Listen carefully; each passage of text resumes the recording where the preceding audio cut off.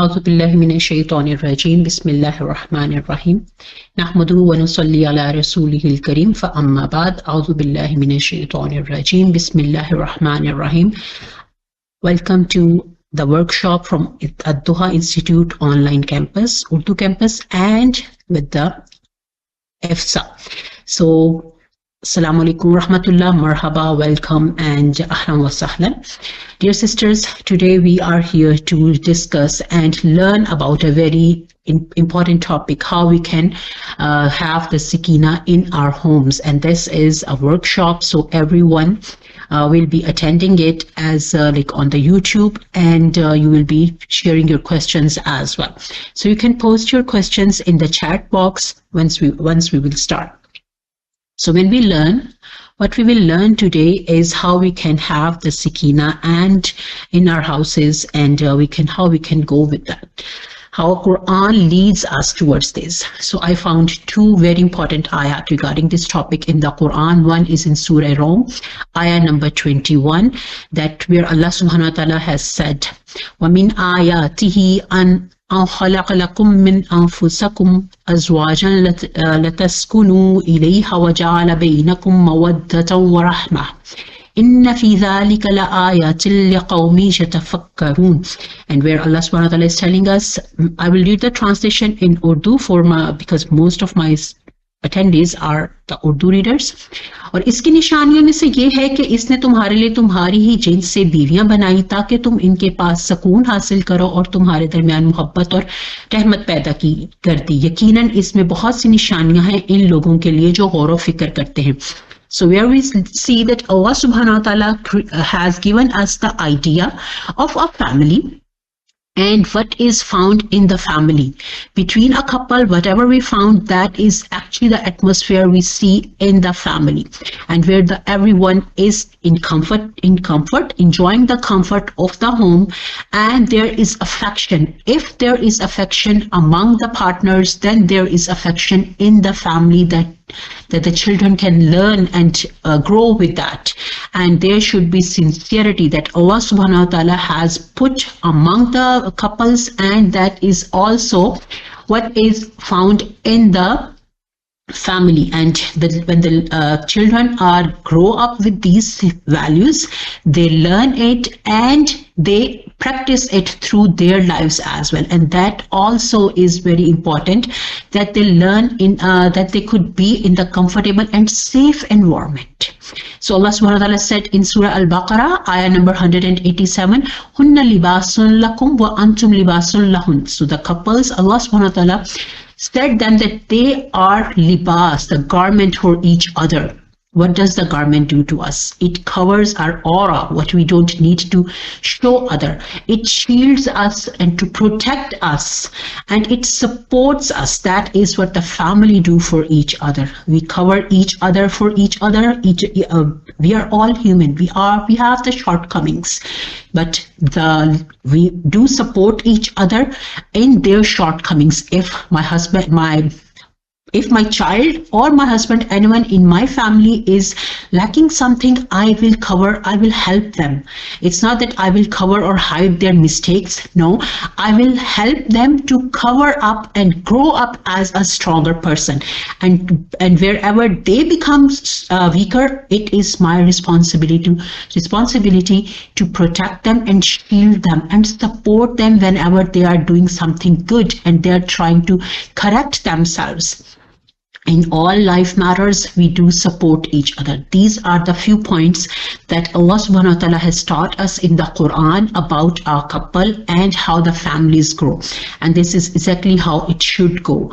Inshallah, we will learn more about these things with the Islamic references from our sisters. But before that, I will take a moment and introduce the Ad-Duha Institute for one more time.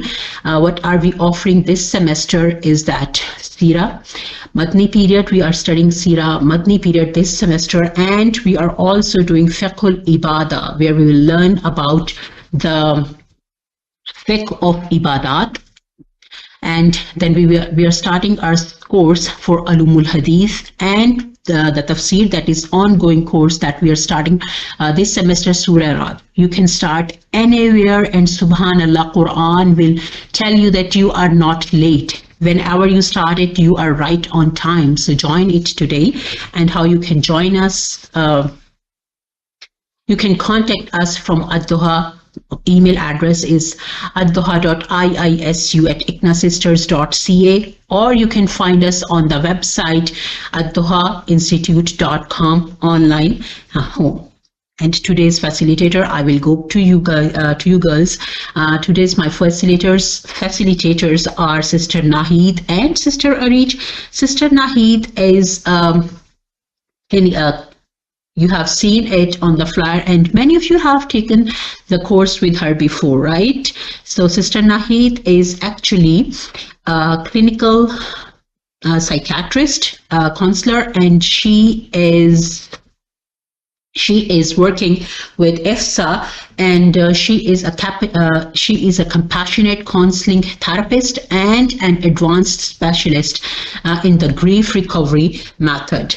And she has been dedicating to help immigrants and newcomers through Islamic family since Islamic family is EFSA since 2011. And Sister Arij is actually a student in her last semester, and it is so warming that she is joining us today, and she is very much ready to help us in all the ways she can. She is a very supportive person, and her background is that she is from she's a Palestinian Canadian, but she was born in Saudi Arabia, and she is in her last semester at the York University doing her Masters of Counseling form.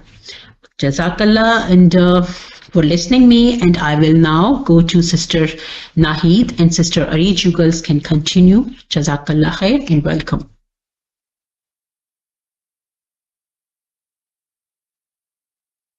Sister Nahid, you can present your screen now. Okay. Jazakallah khair, Sister Aisha, for this beautiful introduction, and we're so excited to be a part of this workshop. I believe Sister Nahid is starting the presentation, right?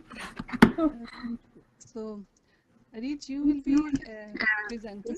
And oh, yes, inshallah. Sorry. You will be sharing the screen, right? Yes, inshallah. Jazakallah khair, Sister Aisha, for your kind introduction.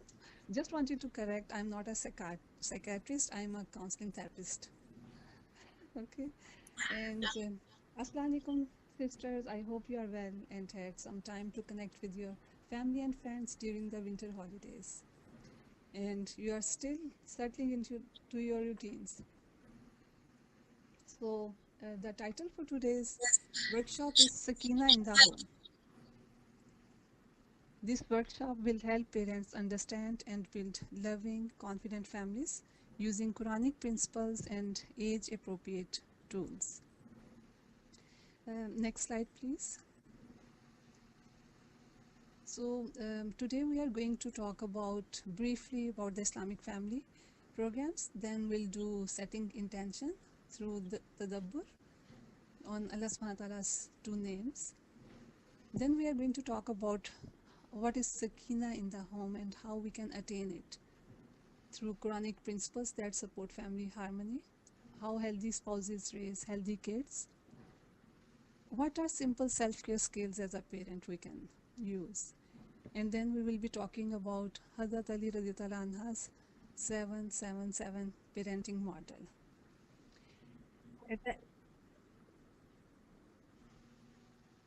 Okay, now can you hear me well? Okay, thank you, Taiba, for letting me know. Then we are going to talk about briefly, we are starting a new group, Path to Wellness, from this Sunday, January 11. And then we'll have a time for questions and answers. Next slide, please. So Islamic family supports the flourishing of the whole person in the community through compassion, support, and advocacy. We provide essential services, family support, mental health and counseling, newcomer support. Then we have a youth program which is called the Green Room. We do community engagement, prison programming, and re-entry support. We also do education and training. Like today's training is one of this kind. So just wanted to let you know that if anyone needs translation in Urdu, I can inshallah do it as well. So let me know if anytime you want me to speak in Urdu. And you can do it through chat as well. So let's start our today's workshop by setting intention. And we are going to do tadabbur on Allah subhanahu wa ta'ala's two names, Ya Hayyu, Ya Qayyum.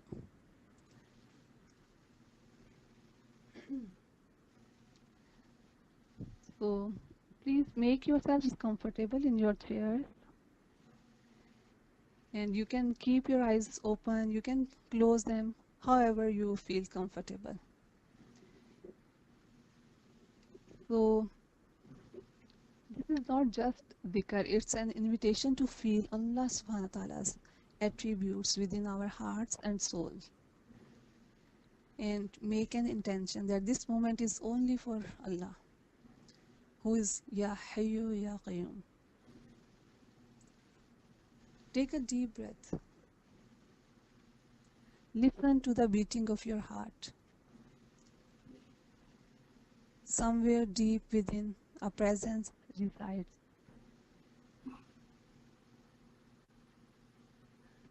Call upon that presence which is Allah subhanahu wa ta'ala softly, gently, who is Ya Hayyu Ya Qayyum. Let the sounds around you fade into the background. Turn your heart toward the one who has created it, who is Ya Hayyu Ya Qayyum. From the depths of your heart, feel that your very existence is a trust granted by Allah subhanahu wa ta'ala. Every breath, every heartbeat is a gift from Him. Take another deep breath. And then quietly say in your heart, Ya Hayyu Ya Qayyum, O ever living, O sustainer of all. Ya Hayyu, Allah's life is without beginning and without end. You are not born, you will die. Our breath, our heartbeat, the energy of our thoughts, all of it is momentary. Ya Allah, you are eternal and perfect. Ya Hayyu Ya Qayyum.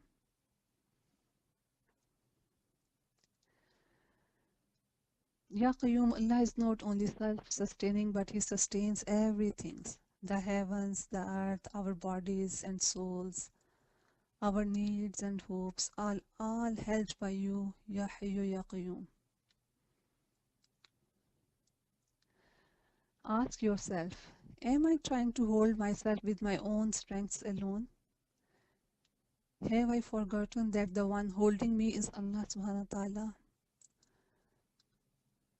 Do I trust the one without whom nothing can remain standing? Repeat in your heart, Ya Qayyum, keep me firm with your support. Now speak to Allah subhanahu wa ta'ala from your heart. Ya Allah, when I break, mend me. When I lose my way, pull me back toward you. When I run through life, remind me of your eternal life. When I can no longer hold myself together, hold me, Ya Allah. When my heart feels heavy, when tears fill my eyes, when people don't understand, and loneliness follows me like a deep shadow, you are the ever-living Ya Hayyu Ya Qayyum. You are the one who holds all things. Hold me too.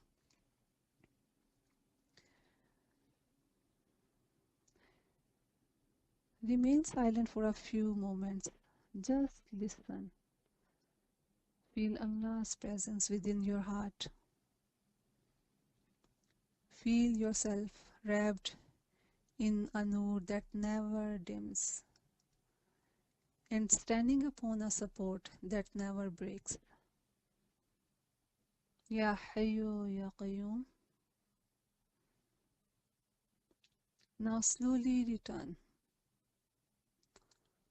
but return not empty-handed. Return with a gift and with the certainty that whoever's Rabb is Ya Hayyu Ya Qayyum is never alone. Allah's life and sustaining power are within me every moment. Amen. And whenever you feel, please bring your attention back to the meeting and open your eyes gently.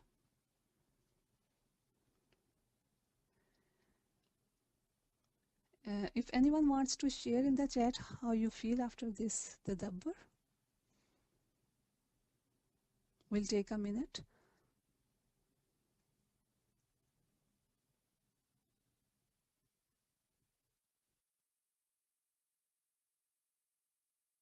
Anyone wants to share their feelings?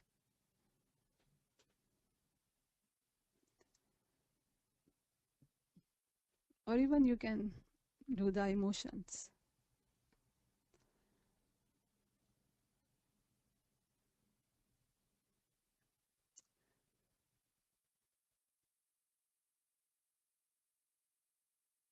Okay, let's go to the next slide.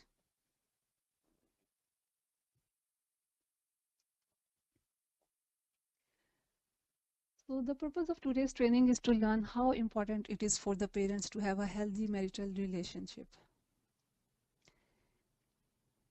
Before we talk about children, Islam invites us to first look at the emotional climate of the home. It's about the people who make the home. Children don't just grow up in homes, they grow up inside the relationships. Okay, so I see a few comments. So I feel calm, rejuvenated. Okay, thank you, sisters, for sharing your feelings. So coming back to the topic, research shows us that parents have the strongest influence on a child's life. How parents treat each other affects how children feel, behave, and relate to others. Research has also shown us that a healthy and respectful relationship between parents supports children's emotional and social development. It also lowers the risk of children being bullied at school and other places.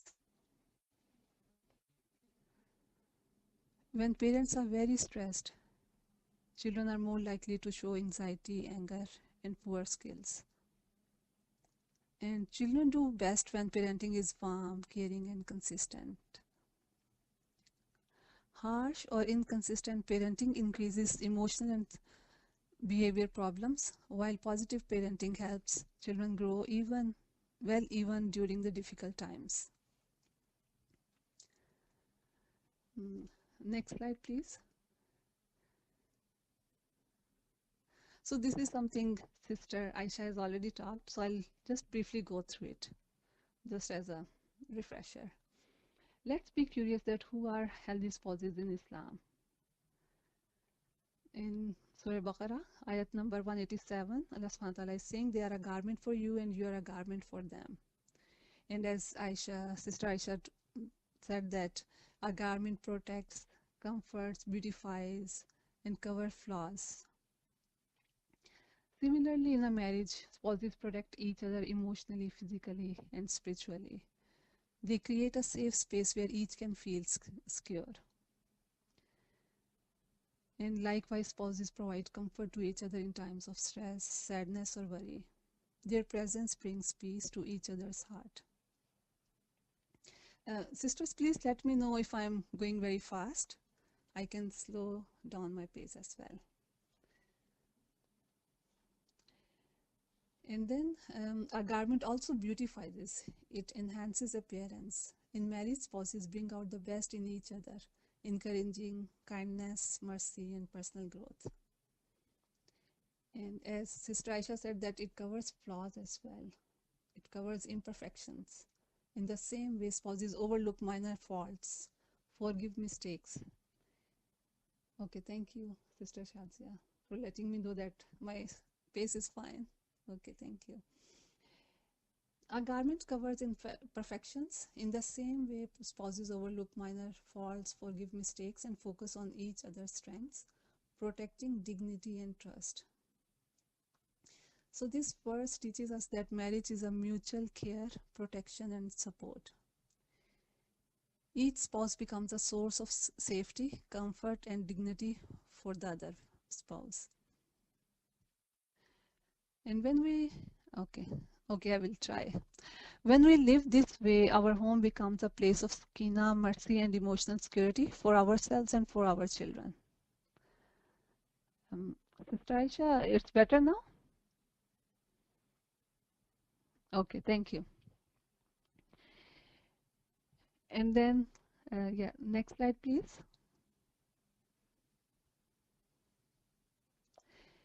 And then I'm going to talk briefly about Surah Rom's ayat number 21. And we created you in pairs and placed between you affection, mawadda, and mercy, rahmah. And this verse teaches us very important things, mawadda and rahmah in marriage.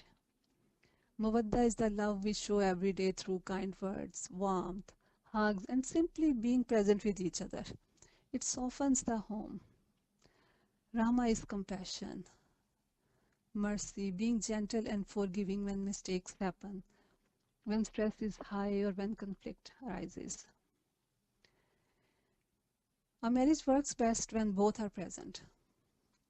Love without mercy can be harsh and demanding, and mercy without rules or guidance can be confusing as well. So together, affection and compassion create a safe, peaceful, and happy home. A home where both spouses and children feel loved and protected. And children don't just copy the words we say, they copy what we do. Children watch how adults manage stress, anger, and conflict. And inshallah, going forward, we are going to talk that how children learn from us different attributes while they're growing up in the home. They model patience, apology, and respect more than lectures. When one parent makes a mistake and says, I was wrong or I am sorry, they are showing them how to handle mistakes. It teaches children that it is safe to make mistakes and that relationships can heal. When parents repair their mistakes, children's heart learn trust and security. And every repair teaches your child that relationships can bend without breaking. Next slide, please.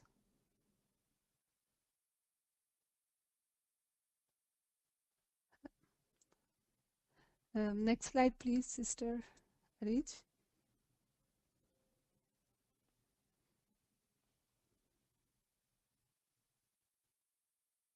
Thank you. Okay, so right now, yes, thank you. So right now we are going to do a reflection activity. Just want you to know that what kind of garment I am. And this is not about judging ourselves. It's just noticing with honesty and kindness. So these are the two questions: that how does my relationship with my spouse affect my children? And what behavior of mine models mawadda or rahma? Sister Aisha, can sisters unmute themselves and answer this question?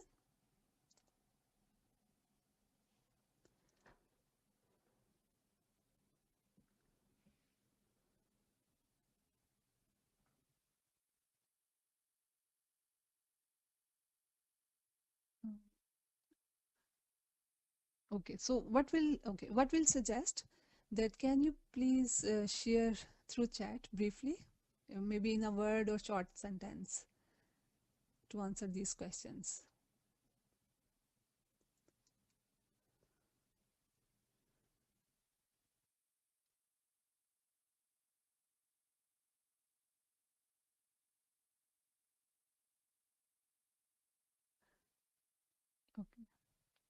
So first question is, okay, so if anyone sister wants to answer this question, please raise your hand and we will unmute. So if two sisters can answer these questions and the rest will write in the chat.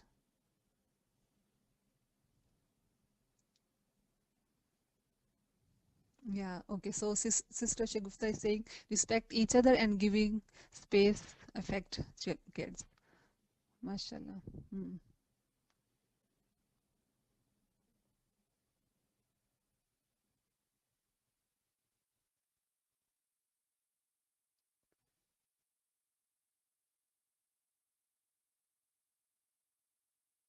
So anyone can answer.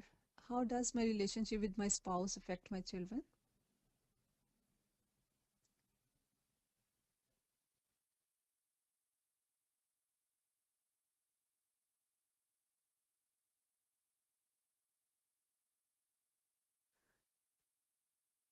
And there are no right or wrong answers. We are just like, we just want to learn together, just like have a few moments of reflection, just looking towards ourselves, getting some awareness about us.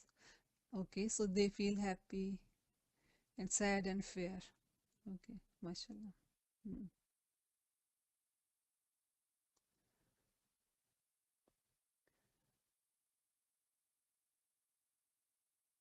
Okay, Sister Safa on YouTube writes, apologizing when wrong.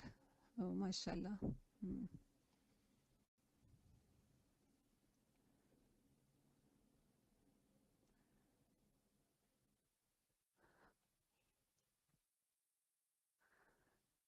Okay, okay, so let's go to the, okay. It has negative or positive. Okay. Hmm. Okay, let's go to the second section of the presentation. Sister Reed, can you share the second slide, please?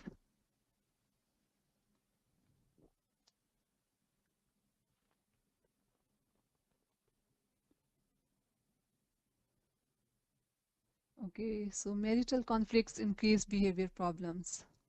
Okay, yeah, beautiful.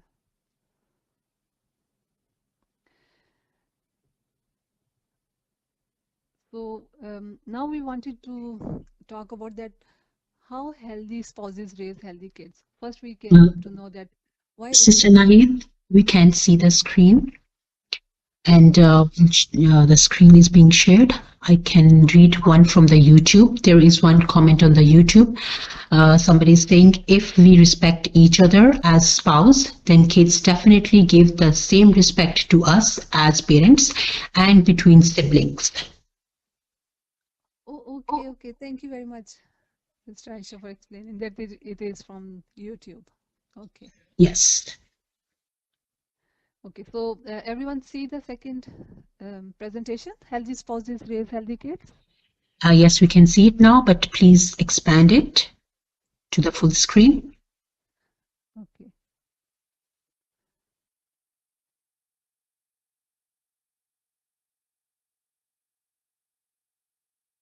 It's better? Yes. Alhamdulillah. Okay, thank you. Jazakallah khair. Okay, so next slide, please. So now we'll see that how healthy spouses raise healthy kids and how kids learn from parents if they are healthy by themselves. So first we'll talk about emotion regulation. Children learn to manage their emotions by seeing their parents. They are not born with the ability to regulate their feelings. Before they can calm themselves, they borrow emotional regulation from their parents. They learn it by watching how their parents speak to each other during stress, disagreement, or conflict. When a parent stays calm, responsive, and present, the child's nervous system settles. And over time, that calm becomes internalized. So we can see that how important and how like critical this is for the children. When they see parents speaking to each other, they internalize those things and it becomes their second nature. Our Prophet ﷺ has taught us that the strong one is not the one who overpowers other, but the one who controls himself when angry. When children see parents pause, lower their voices, or walk away to cool down, they learn that anger can be managed with dignity and self-control. Islam teaches the tazkiyah of the nafs, the purification and discipline of the self. This does not happen through force or fear. It happens through modeling restraint, patience, and mercy, especially between spouses. We have seen that when parents shout, insult, or hold grudges, children learn that anger means power or danger. But in the case in the homes where parents repair, apologize, and speak with respect, children learn that anger is temporary and manageable. However, when there is frequent conflict, unresolved anger, emotional withdrawal, or hostility among parents, the child's stress system stays activated. Even if the conflict is not directed at the child, their bodies still absorb the tension. And what happened in their later ages, this will show up as anxiety, aggression, or emotional shutdown.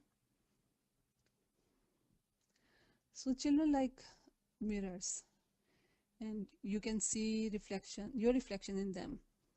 So maybe try to just do some practical, or try to see that raise your voice while you are talking to child. You will notice that automatically they will raise their voice. And then try to calm or lower your voice, and you will notice that they are also talking in the same tone.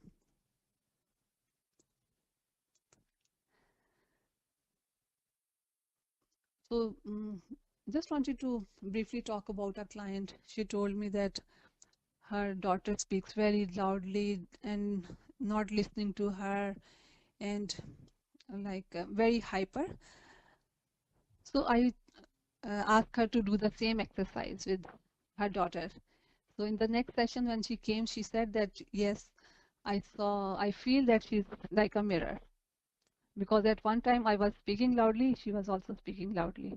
But when I lowered my voice, she also did the same one. Next slide, please. So here is a reflection question, and you can again put it in the chat, that what do I want my child to witness when I'm angry or overwhelmed? What do you want your child to learn from you? That when you're angry or overwhelmed, how you are like behaving or talking.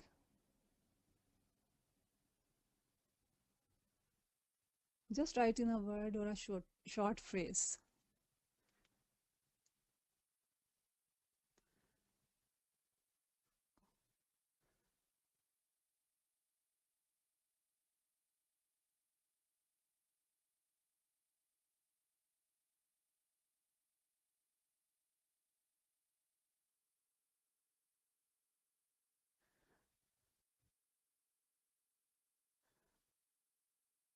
Okay, if even if you want to just like just reflect. Okay, so accept his or her fault respectfully and apologize. MashaAllah. Yeah. And we can do this by modeling.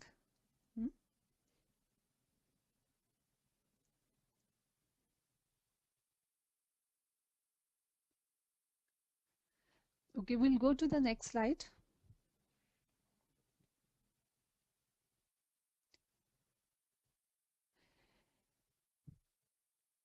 Now let's talk about respect, because respect is where a child's sense of worth is formed. We want our children to have high self-esteem, good self-worth. And they build their self-image not only from what we say to them, but from how we treat each other. They're always observing the tone we use, the word we choose, how we disagree, and how we show care. When children witness respect between parents in gentle tone, fair boundaries, calm disagreements, and repair after mistakes, they learn that people can be different. They learn that respect is normal, expected, and safe. And Islam teaches us adab, beautiful manners rooted in humility and mercy. Our Prophet ﷺ was the best example of this. He never belittled, shamed, or humiliated anyone in his home. He showed that true strength is shown through gentleness, patience, and honor. And research has shown that when children see affection and mercy between parents, even during disagreements, they learn that respect does not disappear in stressful moments. But if they see sarcasm, insult, they may learn that love and respect are conditional.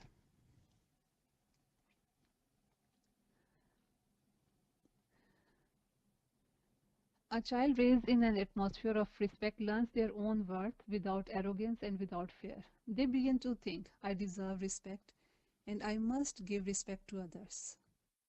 I have values and so do others as well. And then this becomes the foundation for humility, confidence, and ethical character. So what children are witnessing every day shapes how they carry themselves in their relationships, their faith, and their understanding of who they are before Allah subhanahu wa ta'ala. So next slide, please.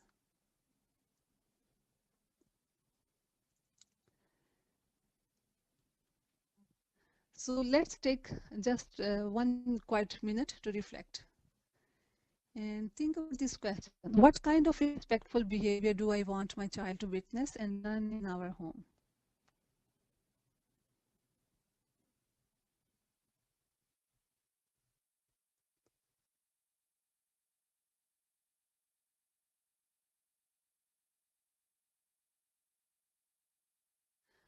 Okay, so there is a question has come. So we will answer this question at the end. And sister, thank you for asking that question.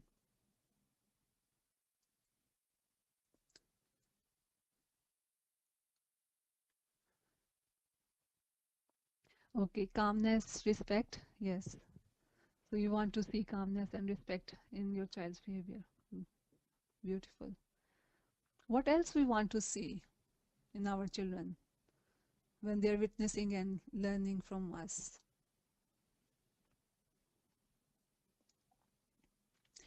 Yeah, stay calm and solve the problem.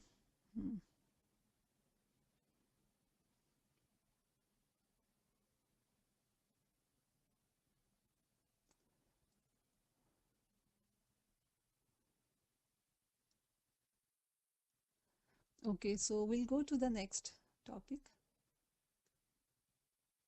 Next slide, please. Okay, thinking and then reacting. Okay.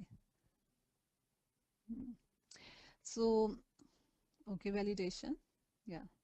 So I'm going to talk about modeling kindness in parenting.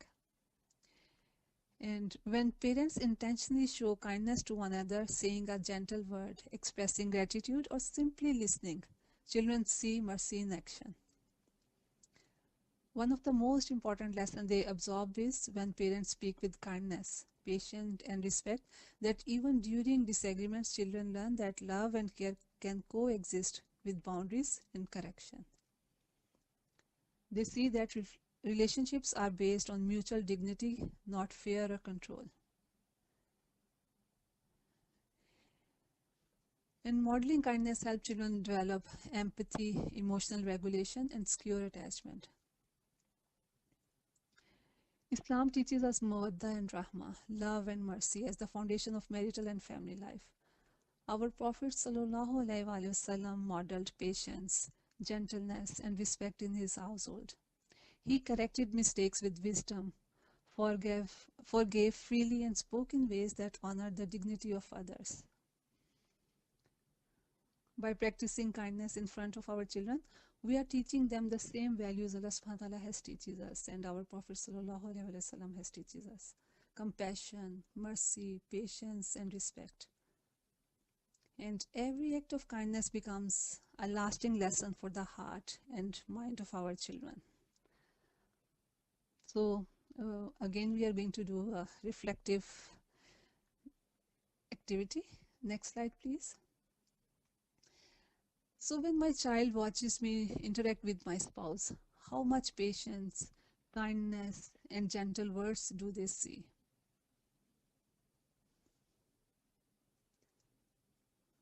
If anyone wants to write in the chat, or you can also answer that, what do you want them to see more of you while you are interacting with your spouse or husbands?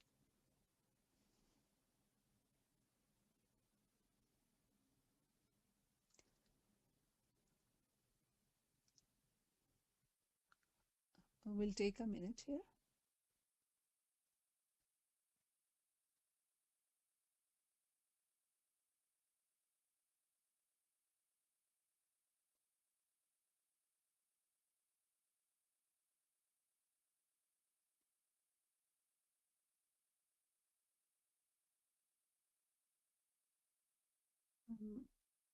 Okay, we'll go to the next slide then. Okay, so yes, you want to see openness in matters. Yeah, much beautiful. Hope. Okay, yeah, mashallah. And these things, what we wanted to see in our children, we can show or teach them through by doing it in our household, the way we communicate with our spouses. Same spiritual modeling, it's again child learns through modeling. They learn about faith not only through what we say, but more powerfully through what they see as practice.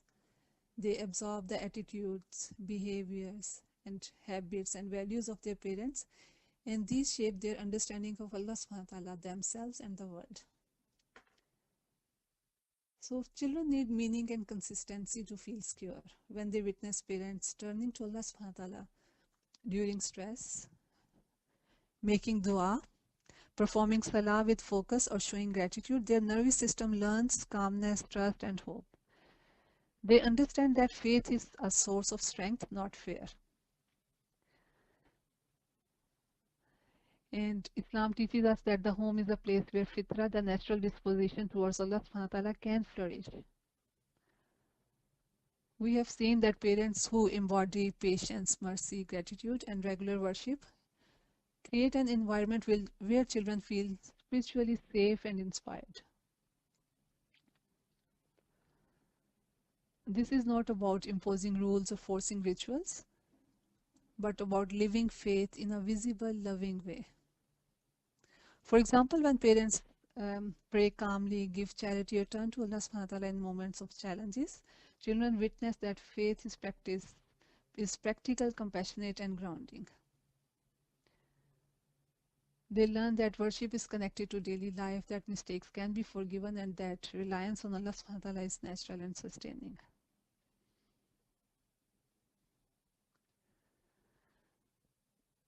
By consciously modeling faith, parents are shaping not only religious knowledge but also emotional resilience, ethical behavior, and sense of purpose in their children, all of which last a lifetime.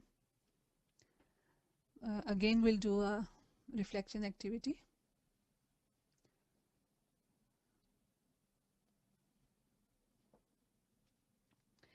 So how do my actions reflect patience, gratitude, or reliance on Allah subhanahu wa ta'ala in daily life? If any sister want to give example from their life.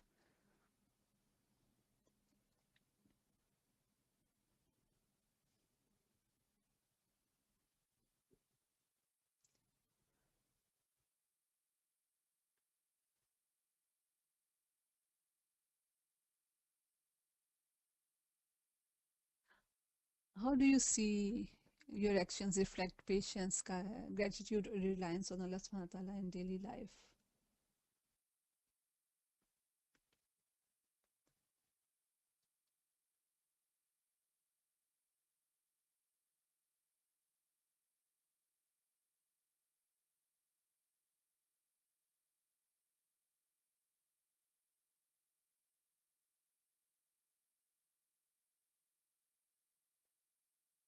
Okay, I never lose hope in challenging situations in daily life. I think that my kids observe it. Inshallah. Yeah, mashallah. That's lovely. Beautiful.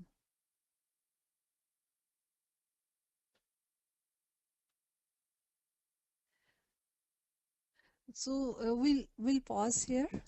I know Sister Lubna from Islamic family, who is registered psychologist, has joined us, and she would like to take a minute to talk about the Path to Wellness group, which will start from this Sunday.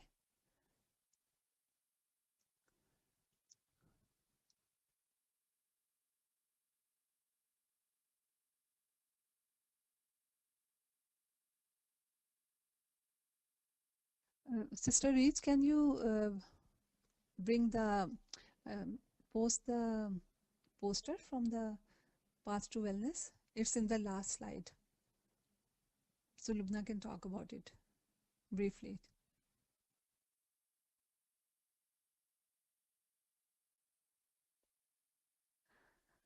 Okay. So,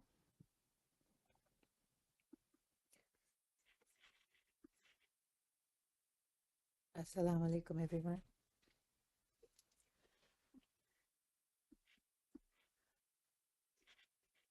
My name is Lubna. I work with Arij and Nahid,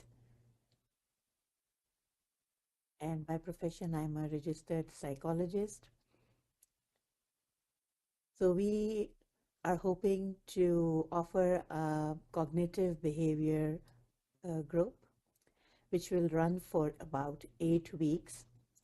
And what we mean from a cognitive behavior group is each of us is born with on the same fitra, which means that we have all the qualities of Allah subhanahu wa ta'ala.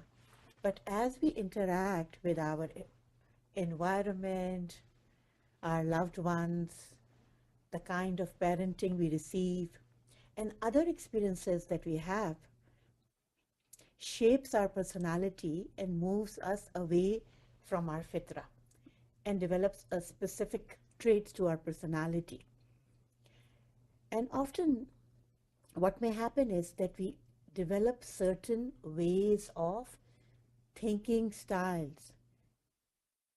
Some of them may be positive, but others may be negative and unhelpful, which can affect of how we see ourselves, but then also how it affects the relationships around us. So through this 8-week group, which will be an Islamically integrated cognitive behavior approach, we will find out about the origin of our negative thoughts, awareness of different types of negative thoughts, and how it has an impact on one's life and relationships. Then the next objective will be understanding the role of fitra and its relation to one's aql, qalb, nafs, and ruh in relationship to an Islamic psychology approach. And then we will come up with different strategies and coping mechanisms that how we can change and restructure the way we have started to think. We will also learn strategies of mindfulness, a way to relax ourselves, and then how to reduce our daily stress. Through Tazkiyatun Nafs, we will become more self-aware towards a personal change and learn strategies to help in purification of the self. So Nahid and myself, both of us, we will be facilitating the group. It will be in Urdu and in English. And I hope and invite you all to be with us for 8 weeks, starting from Sunday, January 11th. From, I think Eastern time is, would you zoom the poster? I can't see the time, Naheed. What is the time that it says here?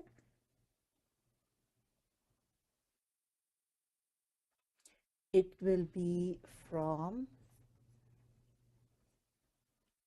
11 a.m. to 1 p.m. Eastern time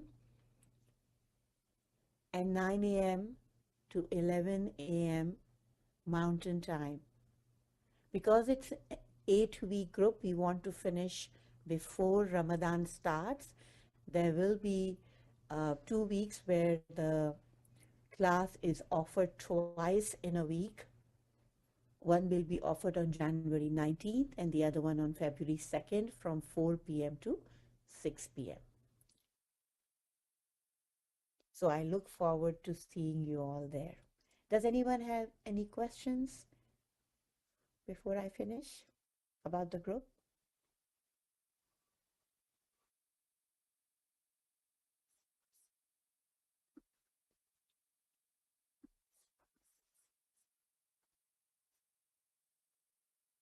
At the end of this presentation, Nahid will share her email. So if anyone has any questions, they can direct it towards Nahid. Or this poster here is also shared, I think, on Adoha website. You can also find my contact information there as well. Thank you. Please continue, Nahid.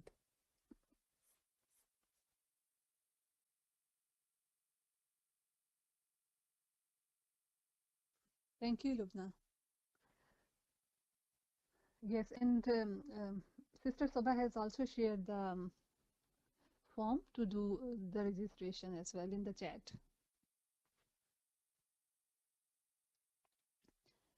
Okay, so we'll go to the next modeling repair. So this is very important. This is talking about conflict resolution, because conflict is not a problem itself. What matters most is what happens after conflict. Children who witness repair after disagreement develop stronger emotional resilience. We can't avoid conflicts, but we can teach our kids through our modeling behavior that how we can repair conflicts or do the resolution in a good manner. When children see adults return to calm, take responsibility, and reconnect, they learn that mistakes are survivable and relationships are repaired. And with repair, conflict becomes a learning experience for our kids. And Tauba teaches us that rupture does not end the relationship. It opens the door to growth, humility, and renewal. It is not the perfection that brings close to Allah subhanahu wa ta'ala, but to return after missteps. When spouses apologize, soften their hearts, and make amends in front of their children, they are modeling repentance in action, or tawbah. And children learn that accountability is not shameful, and then returning to goodness is always, always possible. And relationships can heal in a beautiful way. Again, we'll do quickly the reflection activity. So, how can I model apology, forgiveness, and repair in my relationships according to the teachings of Quran and Sunnah? If anyone wants to write a word or short like phrase.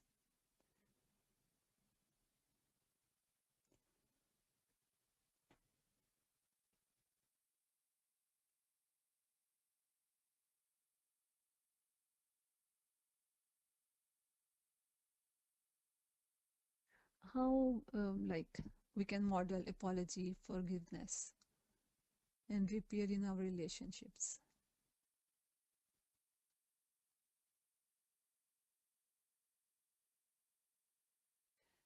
So apologies first when you realize your mistakes and don't hold grudges in heart. MashaAllah, beautiful. mashallah.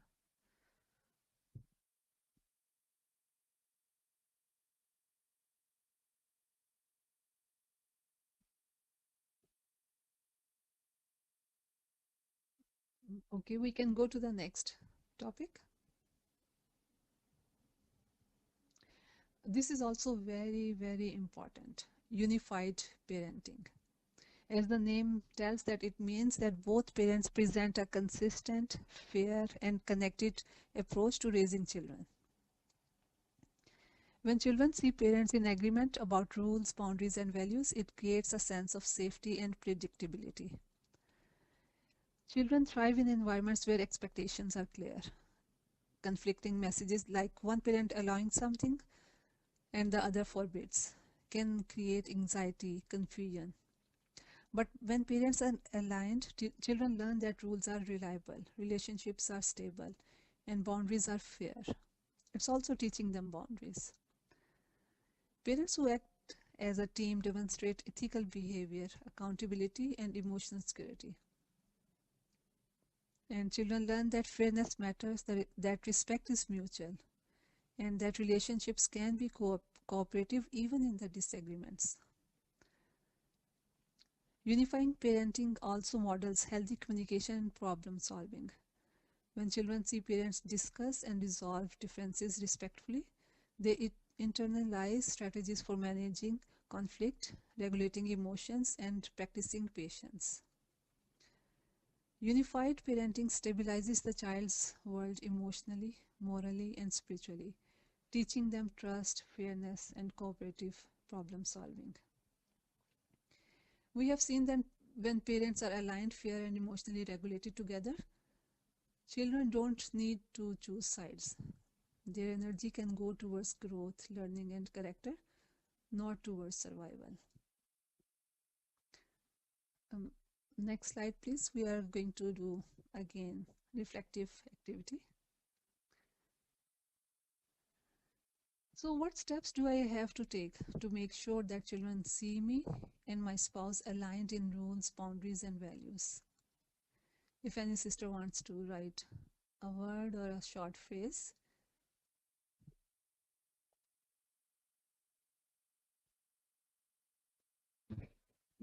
While sisters are writing, I will read some from the YouTube. Somebody says, we can model apology, forgiveness, and repair by admitting mistakes, sincerely forgiving with mercy, and making efforts to correction and rebuilding the trust, following the Quran's guidance and humility.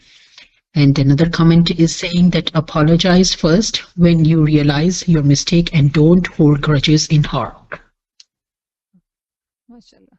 Thank you very much, Sister Aisha. Okay. Consistent and promising to what we state verbally. MashaAllah, that's beautiful. So here I will end this presentation, and now Sister Arij is going to talk about self-care for parents and why it's important. And let me present. Jazakumullahu khairan, Sister Nahid, for that beautiful presentation. You know, as a mom of two, I hope I take some of these with me and start modeling these good behaviors for my kids.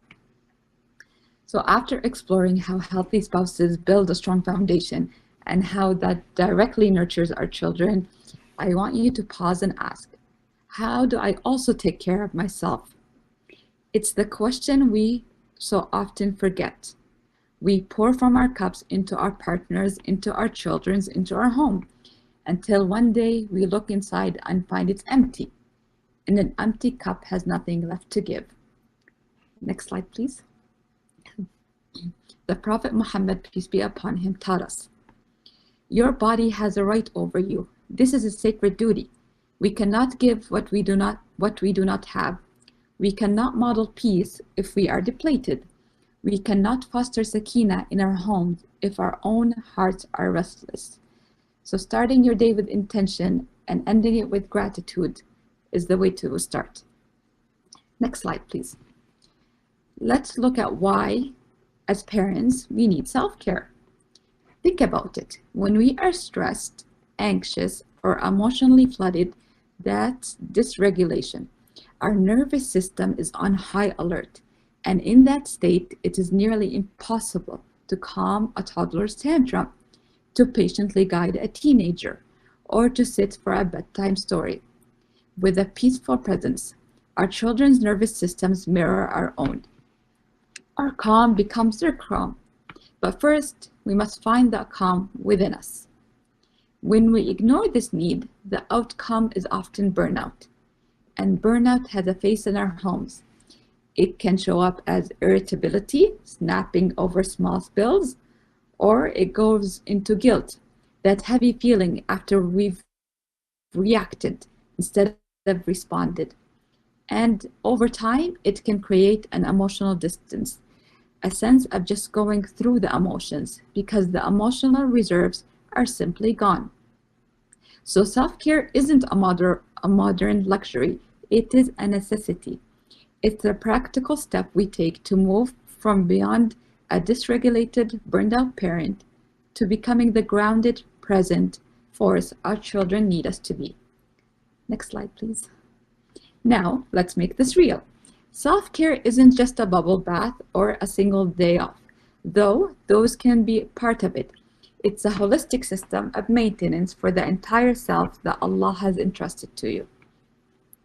Think of it as maintaining your home. You wouldn't only clean one room and ignore a leak in the roof, for example. We need to care for all the different rooms of our being. So let's break them down. First, the physical. This is our foundation. It's honoring the right of your body. This means prioritizing sleep, even if it means leaving dishes for tomorrow. It's nutrition, fueling the body with what's good. And it's true rest, allowing the body to recover, not just collapse. Second, the emotional.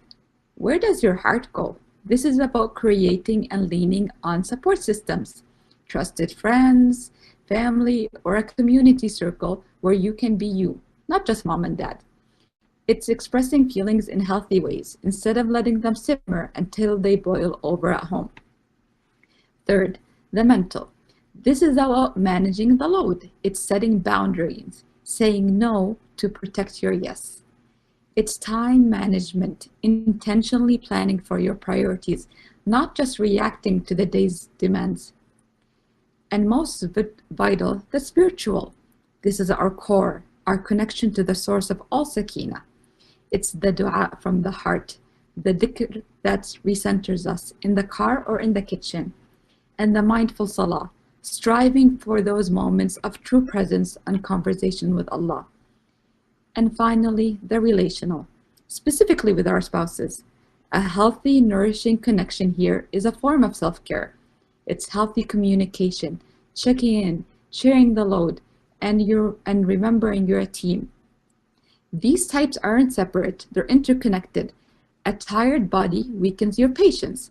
A neglected spiritual connection drains your emotional resilience. The goal is balance, not perfection. Next slide, please. Let's think of this with a simple, powerful image, the empty cup model. Imagine your inner peace, your patience, your emotional capacity. It's all contained in a cup. Every demand of the day, every small stress, every act of care you give, it takes a little from that cup. You pour out for your children, your spouse, your work, your home. Now here's the key. Children don't just hear our words, they absorb our emotional climate. They feel the temperature of our cup. If our cup is full, they feel secure and calm. If it's empty, they feel the tension, the distraction, the static of our stress. Self-care is not about being selfish. It is the conscious act of refilling your own cup. Because if we don't fill it, what happens? The cup overflows, and an overflow isn't calm water. It's dangerous. It's anger, sharpness, stress, and resentment spilling out uncontrollably onto the very people we love most. We react instead of respond. This model shows us that self-care is an important measure. It's not a reward for when everything is done. It's the essential maintenance we do so that we can handle what comes with grace.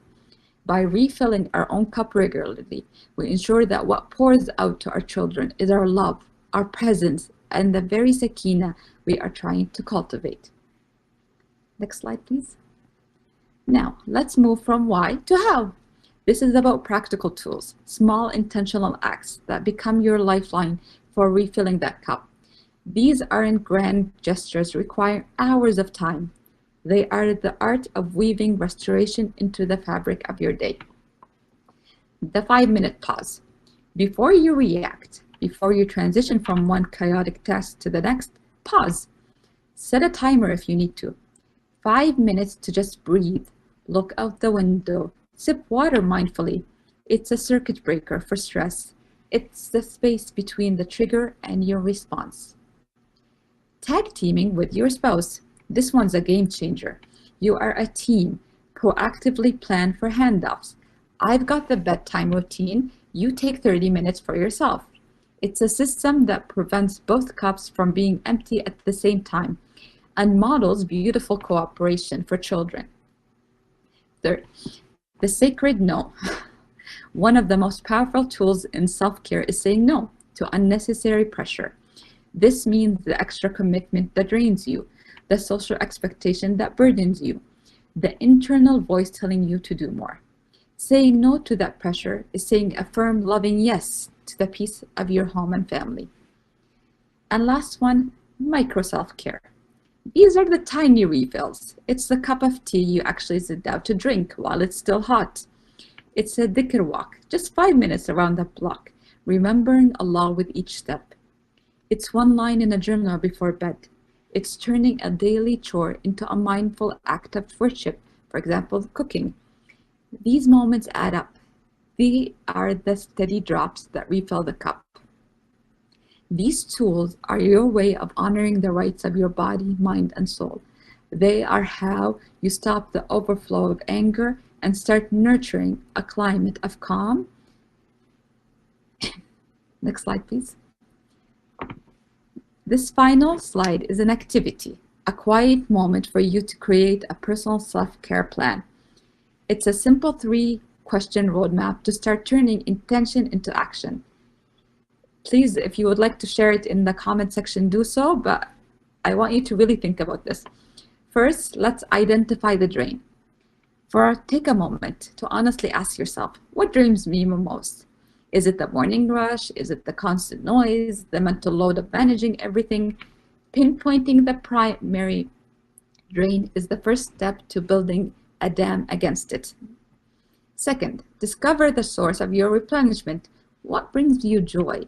What truly restores me? Think back to a moment this week when you felt a flicker of peace or energy. Was it a quiet conversation, a few minutes in the sun, a specific prayer? And third, the commitment. Based on these two, choose one self-care behavior I will commit to this week. Make it specific, small, and realistic. Not I will be less stressed, but I will take a 5-minute pause with a cup of tea after school drop-off. This plan is your first in refilling your cup so that you can pour the very best of yourself, your love, your patience, and your Sakina into your family.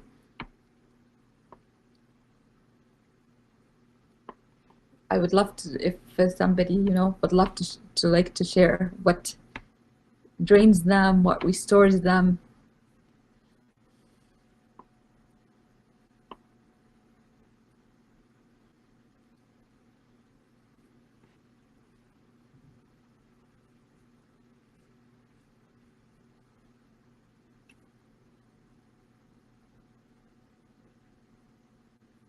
Sister Nahid, I guess we can go back to the rest of the presentation.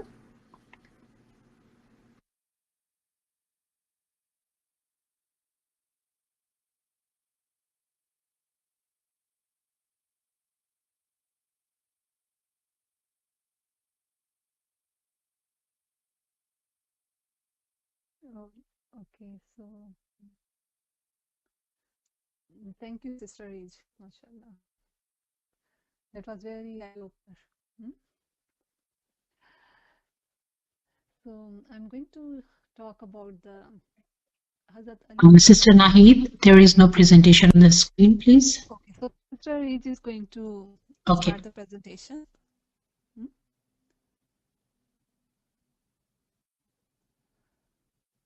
Okay, so I'm going to talk about this beautiful model of Hazrat Ali Radhiyallahu Anha gave us. This is called 777 parenting model. So as the name showing, it's talk about the ages from 0 to 7, then 8 to 14, and then 15 to 21.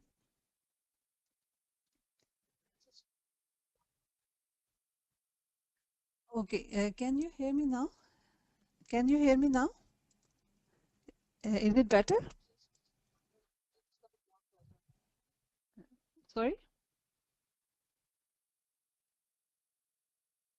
Okay, is it better, Deva?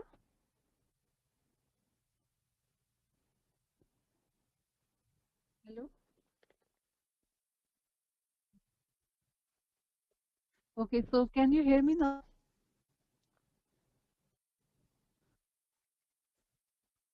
Very low. What about now?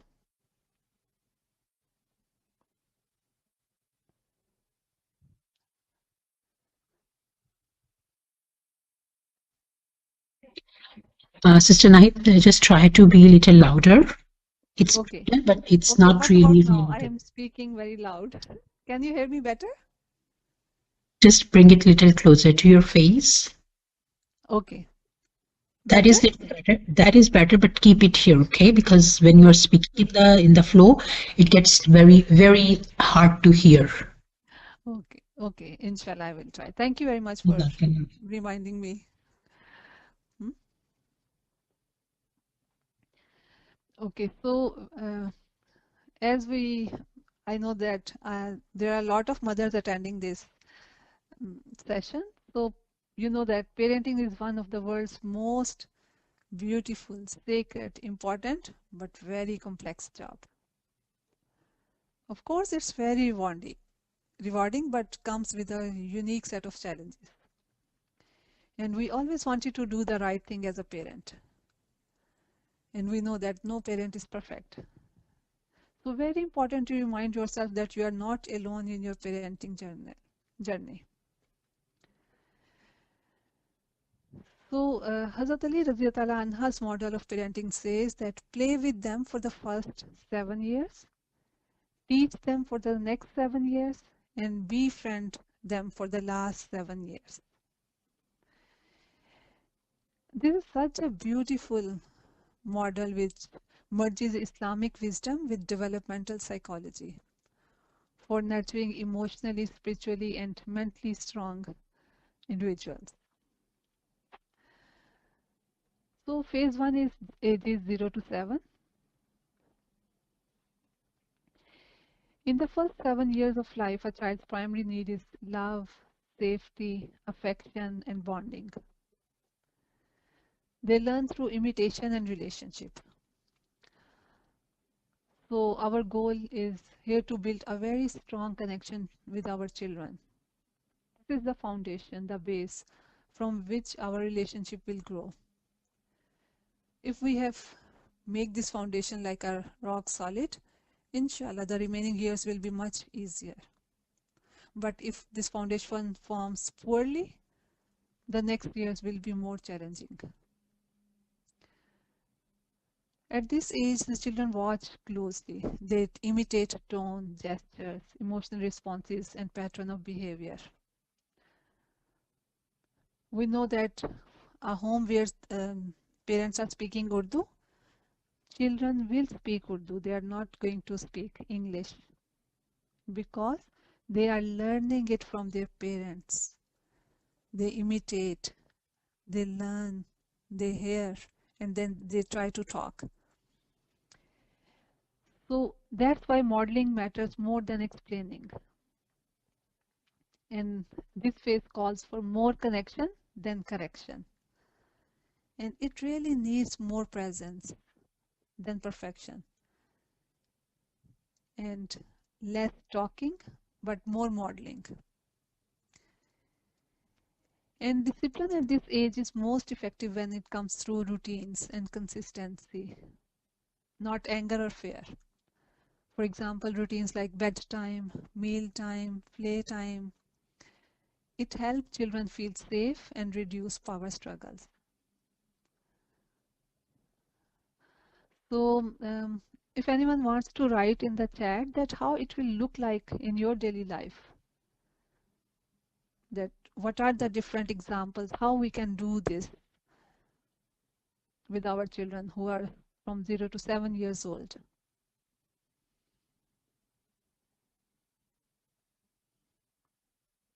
How we can like have more connection, more presence, and more modeling.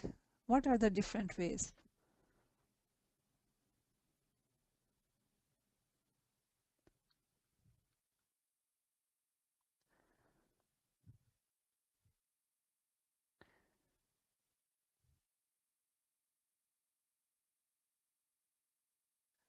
Okay, let's go to the next slide, Sister Reed. Okay, yes. Okay, so I'm getting some responses. Play with them, telling stories, investing time, make it a priority. Mashallah. These are all beautiful examples. Second, so I think this is the third slide. Can you go back a little? Oh, yeah. So these are the examples I have given. That storytelling instead of long explanations. Cuddle them, show them physical affection to reinforce safety, and play with them to regulate energy and emotions. And very gentle, consistent boundaries rather than harsh discipline. And when something goes wrong, just replace very gently. Come, let's try this together instead of saying, why you are always doing this wrong. So teaching child cooperation, not shame. So the children are learning one essential lesson above all others during this stage. That am I safe? Am I loved? Do I belong? When these questions are answered with warmth and consistency, the foundation for faith, character, and emotional health is laid. So play with them now, connect with them now, and inshallah, guidance will come later. So I just wanted to give an example. I was in Ontario. I have a daughter, and mashallah, she is grown up now. But I was living in Ontario, Toronto, when my daughter was in this phase.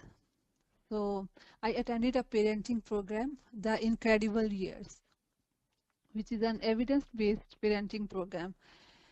And in that program, they taught us a lot about playing. They emphasized so much that play with your child. They gave us a step-by-step instructions and how connecting with them through praise and undivided attention. And subhanallah, when I was looking at this model, subhanallah, we have been taught this like 1400 years ago. Mashallah. So we have been provided all the guidance. It's just like look for it and use it. And now we see that people are using the same knowledge, but using it with researches and back it by researches. So just wanted to share my experience. So next slide, please. Okay, so second phase is age 8 to 14, where Hazrat Ali Radhiyallahu anha said, teach them for the next 7 years. So now the role of the parents shift from like a person who is playing to a teacher and a guide. As children are growing, we are also growing as parents. our roles are also changing. So flexibility is a key in parenting. Now children are developmentally ready for learning, reasoning, and responsibility. And this is the stage where parents shift from primarily nurturing through play to guiding through. And if you have already built a strong foundation in the first 7 years of their age, now, inshallah, they are more willing and happy to learn from you. This is the time they are like sponges, ready to soak up anything and everything we tell them, teach them, show them, and do in front of them if we have already created a strong foundation. And researchers have shown that parental positive disciplining, for example, clarification and explanation of social rules and consequences of unwanted behavior, might become more important as children grow and are more cognitively developed. So the focus in these years is Aqidah, distinction between halal and haram, character, adab, using Quran and Sunnah, along with skills and responsibilities they need to know to survive throughout their life. So teach them supports too. Our Prophet ﷺ said, teach your children swimming, archery, and horseback riding. And these will give them benefit. It include physical fitness, learning teamwork, and sportsmanship.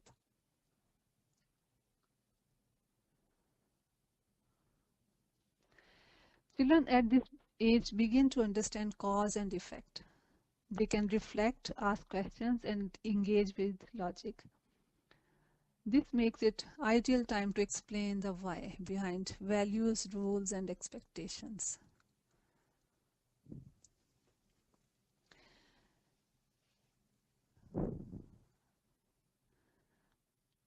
I remember that when my daughter was growing, she was in this age, she started asking a lot of questions.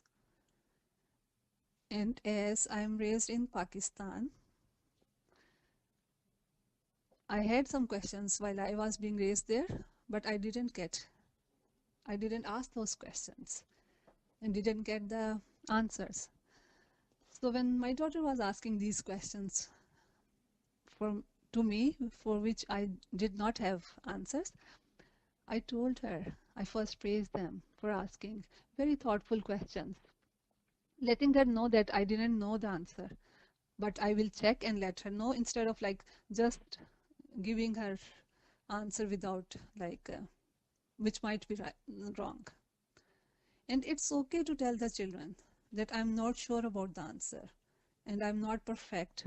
I don't know this. Because no one is perfect and we also grow as parents. And so if anyone would like to share their experience and how they handle the situation, please write in the chat. And I see the question, it's not the question, the comment, and it's very relevant here. Here I have a question that people from Pakistan have some cultural norms different than religion, that how to make them understand. Means kids confused here. So inshallah, while we are discussing that, maybe the answer will come. If not, we'll do it at the end. Anyone want to share their experience about kids asking questions? How they handle the situation?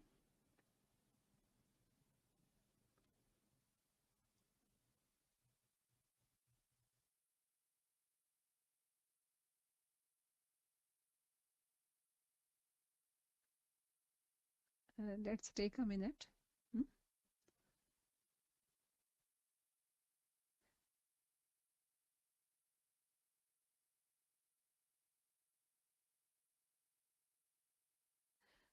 Okay, so I'll ask another question.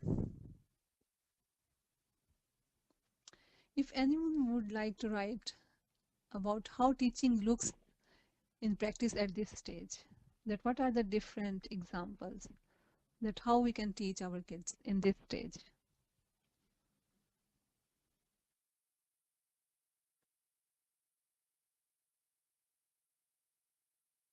If anyone wants to write, okay.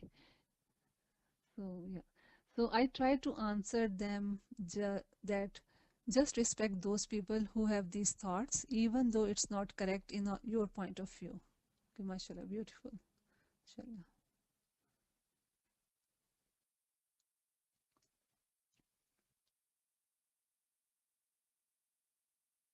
Yeah, it's very important to teach our children respecting difference of opinion.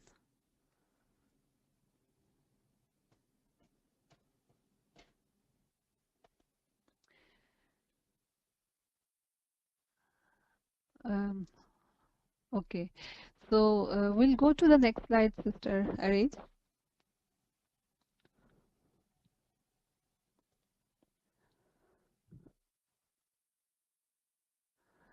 Okay, so yes, we can assign different regular chores to build responsibility and contribution. And then we can establish salah habits through routine, explanation, and modeling. We can teach manners in a respectful and way.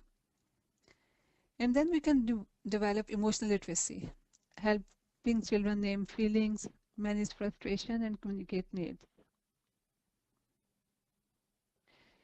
And when challenges arise, this stage invites problem solving together rather than controlling behavior. Instead of saying, because I said so, we shift toward, let's think this through, what happened and what could we do differently next time. So this approach builds thinking, accountability, and self-trust.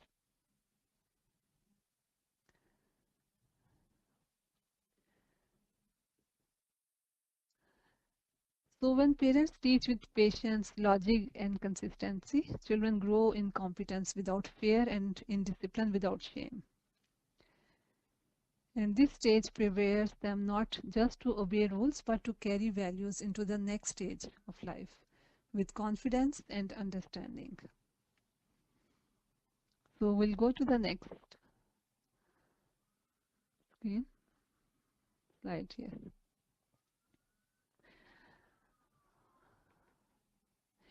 So now we have arrived at the third stage of the parenting framework attributed by Hazrat Ali Radhiyallahu anha, and we friend them for the last 7 years. This stage is the most misunderstood and the most powerful. The final years, 14 to 21, are for friendship and mentorship, recognizing their need for autonomy, respect, and guidance. And neuroscience confirms that the brain's part responsible for decision making matures during this time, making parental support, open communication, and modeling behavior essential. And this model beautifully merges Islamic wisdom with developmental psychology for nurturing emotionally, spiritually, and mentally strong individuals. Now, young people are forming their identity, values, and sense of independence. They achieve independence, their personalities manifest, they look more to their peers than their parents and families. So here the role of the parents change. Now from teachers they become a coach and advisor and a friend. These are very critical years. So befriend them, advise them, understand what they are now, that they are full adults now. And what they need most during this time is not control, but trust, mentorship, and emotional closeness.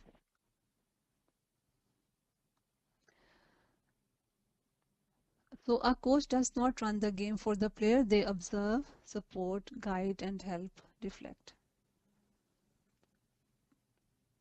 Parents in this stage remain anchors, but they loosen control so that trust can grow. So one of the very most important principles is listening becomes more important than lecturing. So now start listening to your kids, what they are saying, what they are feeling, what they want to share with you. When teens feel heard, they are more likely to stay connected. When they feel constantly corrected or controlled, they started like hiding rather than sharing. And we don't want that. And research has shown that strong, emotionally safe relationship with parent is one of the greatest protective factors against risky behaviors. Teens who feel respected and emotionally connected are more likely to come to parents with questions and mistakes.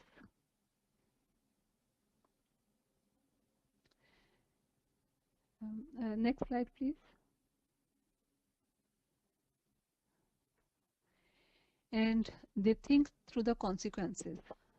They internalize values rather than rebel against them. Because the values have been explained to them. They have been given the logic that why we do these things in a certain way, why we are different from other people, especially for the parents who are raising their kids in the West. So if they know the logic behind a value, they will internalize that value instead of rebelling. So here connection does what control cannot. So I would like to ask a question that what does befriending look like?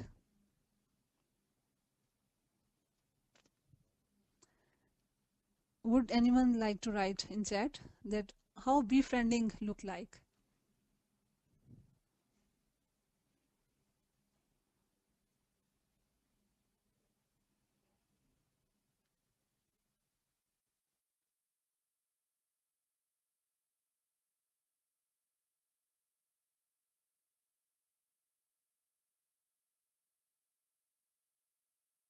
So I see a question that what will be difference between being a teacher and being a coach?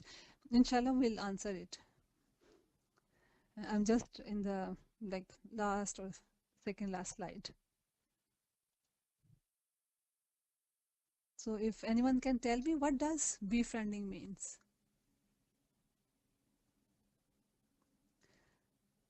Yes, listening first, then guiding, mashallah. Yes.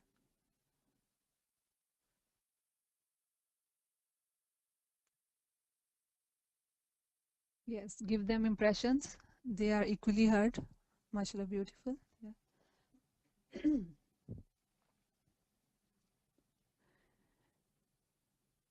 Okay. So next slide, please.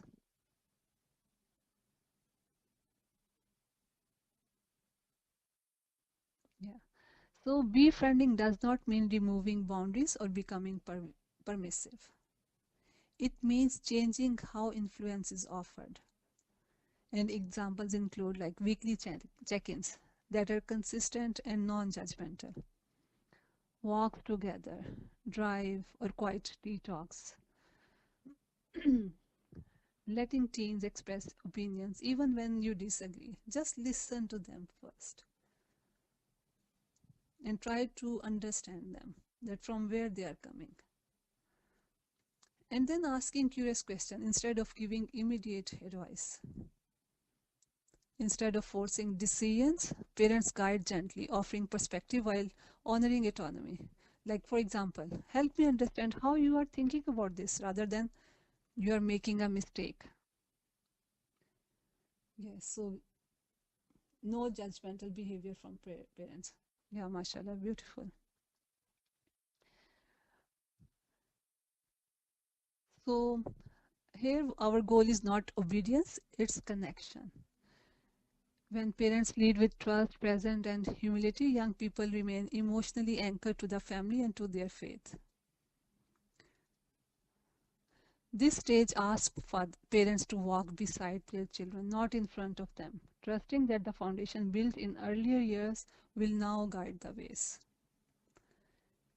If you have poured your heart into your children's life, you will already be trusted. That trusted presence, the calm voice, the steady guide, the advisor they respect, and above all, the safest person in this world, where they to whom they can come whenever they make any mistake. You will be the one they turn to with their questions, their doubts, and their dreams. The friend who listens without judgment. The safe place they run to when they stumble, fall, fail, or need a lift back. Not because you were perfect, but because you were present. Because you showed up with patience, consistency, and love. And in those moments when they needed help, advice, or reassurance, they will know deeply that you are there for them without any judgment. So we wanted to go to the next slide.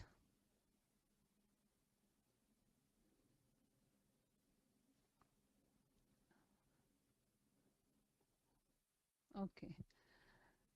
So anyone will tell me in the chat that if you see tantrum at 6 or disrespect at 11, or if your child is wanting more independence at 17, what you are going to do?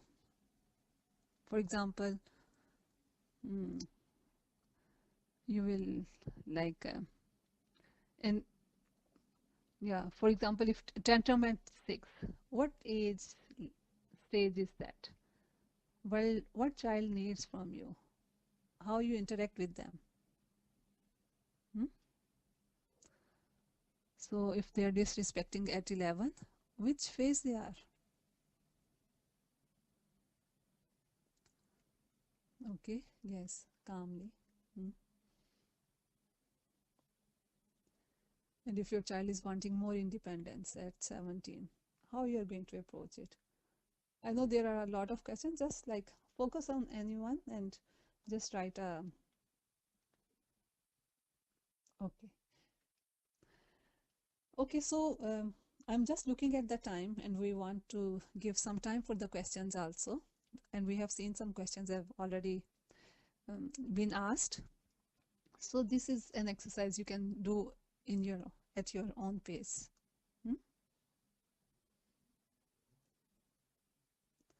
I will give just like prompts that how would you calm first, guide gently, and reduce shame if a child is showing tantrum at 6. How would you address behavior while teaching values and responsibilities? How would you listen, ask questions, and guide without controlling to a child who's wanting more independence at 17? Yeah, so be clear about these boundaries. So we stop our okay. No, please go to the next slide. Okay, this is again a reminder to Path to Wellness group happening this Sunday. Yeah, Sister Reach, go to the next slide. Okay, so we are going to do an evaluation. I'm going to copy, I'm going to put a link in the chat and please fill it out. And while we are answering the questions. So we'll, yeah, next slide. Yeah, we'll open the floor for questions here. Please raise your hand. And meanwhile you are raising your hands, we'll answer the questions which are already in the chat. Okay, so there was one question recently come. It says that what will be the difference between being a teacher and being a coach? So teacher is a person who teaches, who give guidance, who provides steps, but coach is one who is not advising, but they are like just observing and then guiding them, not telling them what to do exactly.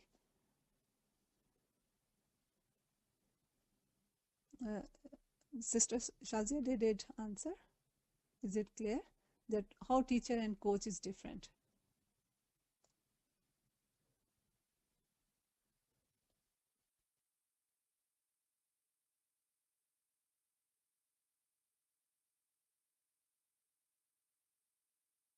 Okay, I don't see any reaction. Sister Shazia?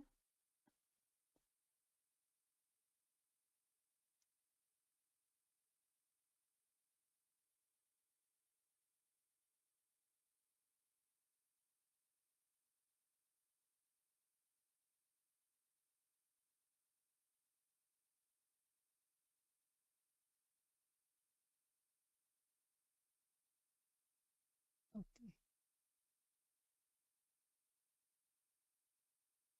Okay. Okay, so there was a question that people from Pakistan have some cultural norms different than religion, that how to make them understand. Means kids confused here. Yeah, so this is very important to tell our children that this is our religion. Religion teaches us this thing, but this is cultural. So you have to separate religion and culture.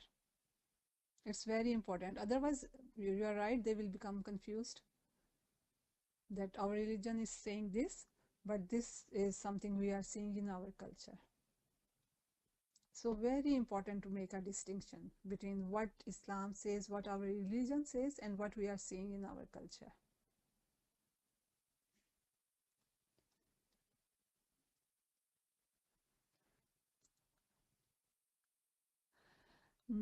Okay, so any other question?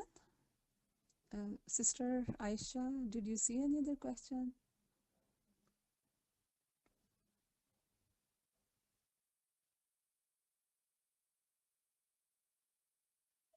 No, I don't see any questions. Because there are comments that from the earlier slides that at the age of 17, people have these, like, observe these things. Okay, okay.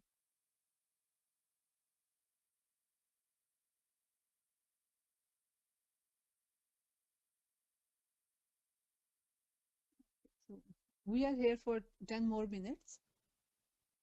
So if you have any question, please put it in the chat, or like you can raise your hand and then Sister Aisha can unmute you.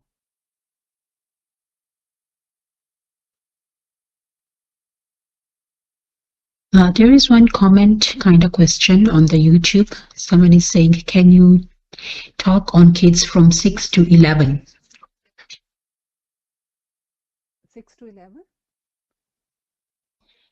Yes, maybe they have children between the 6 to 11. Okay, so see from like you can see your child from 0 to 7, and then from like 8 to 11 it will be different. So the child who is like 6-year-old will fall in the first stage. Here you need to play with the child, do more role modeling, teach them through play. And children who is like more than 7 and between less than 11 years old, yeah, so now their mind is prepared where they can like think logically, and they will be asking a lot of questions. They want you to understand the world around them. So your role will be changing for them as a teacher. Before that, it was more like a connection.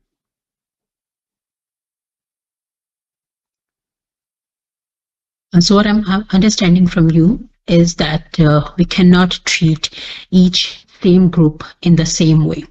We have to treat them according to their age. If we have like multiple children at different age groups in the home, we cannot say that the 5-year-old or and the 10-year-old will be treated the same way. So we, being a parent, need to identify how we will treat them, right? Yes, Sister Aisha, you are right. We have to like change roles. Like if we have young child, we'll be more like a player with them, more like a connection.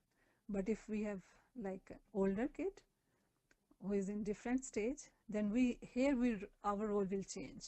We'll treat them according to their cognitive level. And also, like Hazrat Ali Radhiyallahu anhu's model is like a general model, but like each child is unique, and as a parent you know the maturity level of your child.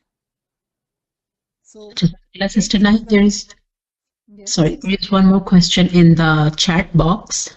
That how do we balance media consumption by kids, because it's unavoidable nowadays. Okay, so again I will bring it back to you, that how much like connection you have with your child. Because if we know that we can't control these things, but we can tell them, we can be friend with them. And like parenting, it needs a lot of time, energy. So take some time from your time and give to each child undivided attention and talk to them. Like we can always guide them. Keep your communication very open. If the child is like from age like 14 to 21, be like more like a mentor, like a coach. Keep your connection open with them, so they see you as a safe parent, that they can, if they are consuming anything at social media, they can come to you if they have any question, if they have any concerns, if something is bothering to them. So like the relationship is key in parenting.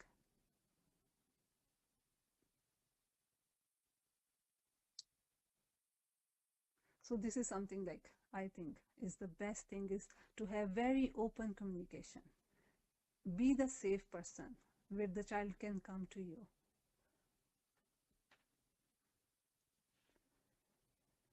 I hope, okay. Any other question, or even if you have any comment, you can write here. Yes, I have one more question on the YouTube, and a sister is asking, what is the difference between kids asking too many questions and asking just for repeating questions, or question making it similar, like keep repeating the same thing in different ways, or even asking the same question over and over? How you will guide them? Okay, yes. Again, Sister Aisha, we have to see the reason that why a child is asking us same question again and again. What is the reason behind it? If the child is stressed, if the child is emotionally regulated, if the child is unable to understand what we are telling them. So like every child is unique. We can't fit them into any cookie cutter or any like specific thing. So we have to, and again, parenting is like takes a lot of energy, patience, time, and it's a great responsibility from Allah subhanahu wa ta'ala. So if a child is asking question again and again, then you have to see. Don't look at that. Don't judge the child that why he's asking or she's asking question. Go behind it. Like that child is using words, but see why that child is asking these questions. Not only listen to the words, but see the feelings. Try to understand your child. What are the feelings behind it? Why this child is doing this? And if you see like the child is anxious, or then you have to work on the emotion regulation piece.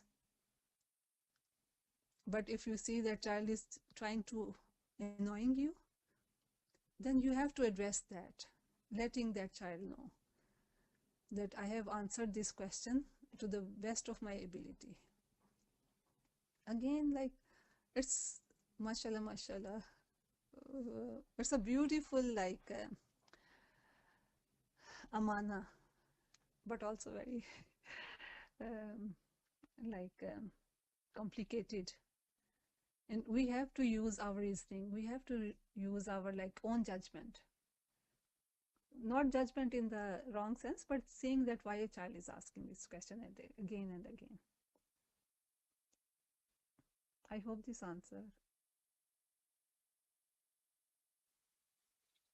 Jazakallah khair. There are no more questions at this time. Okay.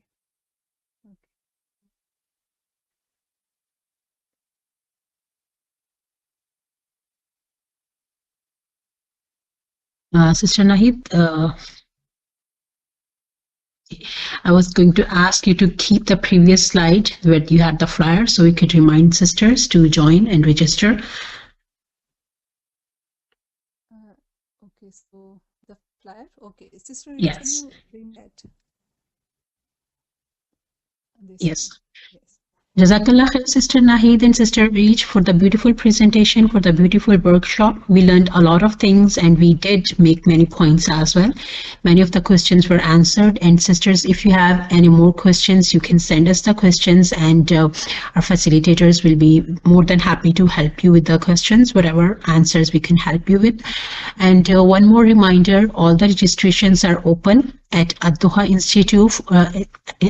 Institute of Islamic Sciences. All our registrations are open, and also this CBT group is starting from this weekend.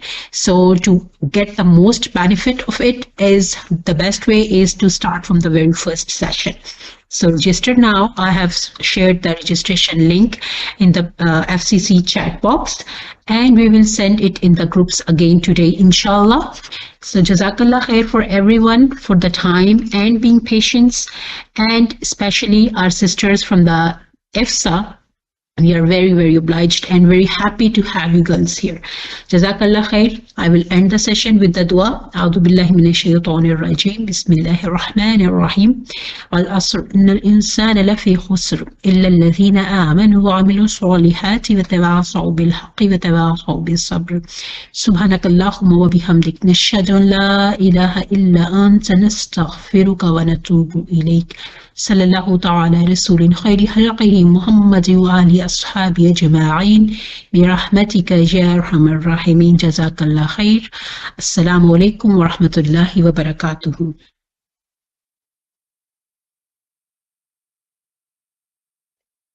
Wa alaikum assalam wa rahmatullahi wa barakatuh.